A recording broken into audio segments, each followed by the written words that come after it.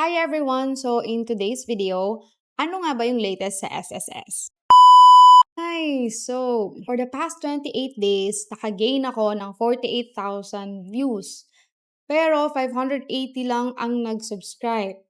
And 47,600 ang hindi nag-subscribe.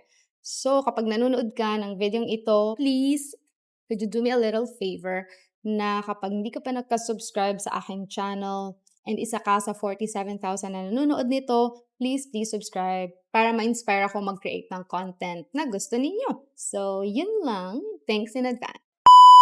So, si SSS nag-release siya ng over 32 billion pesos para sa 13th month and December pensions to 3.6 million pensioners.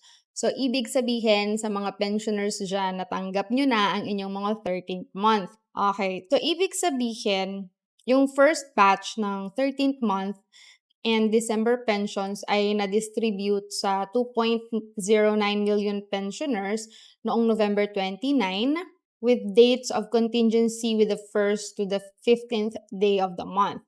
So, yung second batch naman na-release noong December 4, which benefited 1.52 million pensioners. And so, congratulations sa mga pensioners na 13th month. And so, ginagawa na kasi ito ni SSS for the past 36 years. Ayan, para ma-enhance yung mga benefits ng mga pensioners and para ma-recognize na rin yung contributions nila para sa bansa. So doon naman sa mga retirement and survivor pensioners, makakakuha sila ng 13th month pension na equivalent doon sa hulog nila. Ay equivalent doon sa regular monthly pension nila. So kung nagpe-pension ka ng 10K a month, 10K din yung 13th month mo. And doon naman sa mga may total disability, makaka-receive din sila ng same amount pero without the medical allowance.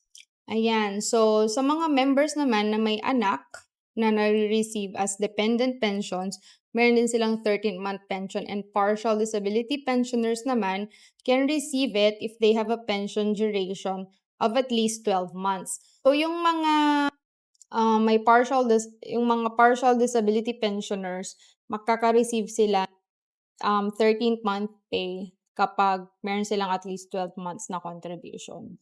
So ayan. So, abangan natin yung mga latest update na mangyayari para sa 2025. Kaya stay tuned and don't forget to subscribe to my channel. Thanks for watching. Bye!